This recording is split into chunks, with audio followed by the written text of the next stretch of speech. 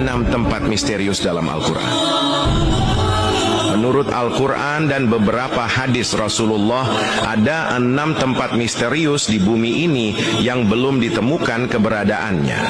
Banyak orang hingga kini masih terus mencari lokasi 6 tempat misterius tersebut. Tempat misterius dalam Al-Quran yang hingga kini belum pernah terpecahkan keberadaannya di bumi ini masih menjadi misteri. Dalam Al-Quran seperti dalam surat Qaf dan sabda Rasulullah dijelaskan bahwa terdapat tempat misterius yang ada di dunia, namun belum ditemukan lokasinya sampai saat ini. Dirangkum dari berbagai sumber, berikut daftar 6 tempat misterius dalam Al-Quran yang hingga kini belum ditemukan. 1. Telaga Ainul Hayat. Menurut beberapa ahli tafsir, Ainul Hayat merupakan sebuah air kehidupan yang bisa memperpanjang usia manusia. Barang siapa yang meminum airnya seteguk saja, maka hidupnya akan abadi. Kehidupannya juga dijamin oleh Allah hingga kiamat nanti, kecuali dia memohon kepadanya untuk dimatikan.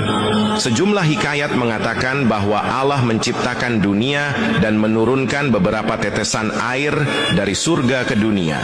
Telaga Ainul Hayat hingga kini masih menjadi misteri karena belum ditemukan lokasinya.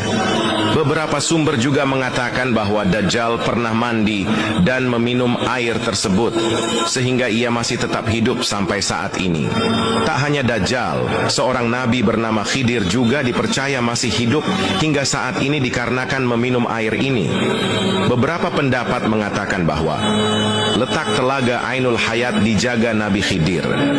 Telaga ini berada di Pulau Bermuda. Oleh karena itu, banyak kapal dan orang hilang saat melewati daerah tersebut. Karena di sana, para setan berbondong-bondong mengelilingi tempat tersebut untuk merebut Ainul Hayat. Namun jika Pulau Bermuda memang benar adanya, sekali lagi hanya Allah yang mengetahui di mana sebenarnya telaga Ainul Hayat. 2. Tembok Ya'juj dan Ma'juj. Ya'juj dan Ma'juj adalah sosok yang disebut dalam Al-Quran, dan keberadaannya menjadi salah satu tanda yang akan datang saat menjelang hari kiamat. Sedangkan keberadaan Ya'juj dan Ma'juj dihalang oleh sebuah tembok yang kokoh dibangun oleh raja di Zulkarnain. Perihal tembok penghalang Ya'juj dan Ma'juj ini lantas masih menjadi misteri, bahkan tidak sedikit yang menyebut dan percaya bahwa tembok besar Cina diyakini sebagai penghalang Ya'juj dan Ma'juj yang dibuat oleh Zulkarnain. Konon kabarnya sekitar 50 km di utara Beijing ada sebuah desa di kaki bukit bernama Badaling. Dari tempat ini